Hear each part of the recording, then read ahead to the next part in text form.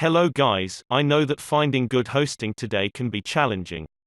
That's why we tested both HostGator and SiteGround. HostGator has cheaper plans at $2.75 per month, while the SiteGround cheapest plan is $3.95 per month. While testing both hosting speeds, SiteGround loaded faster than HostGator. SiteGround offers SSD storage for the plans while HostGator offers HDD storage for the shared web hosting. Both are easy to use and come up with great features. SiteGround does daily backups, while HostGator does weekly backups. Money-back guarantee on SiteGround is 30 days, and on HostGator is 45 days.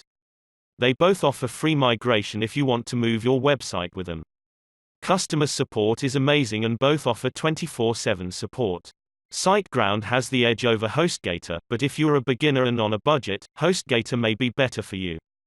Check my blog post for more details and don't forget to like, share and subscribe.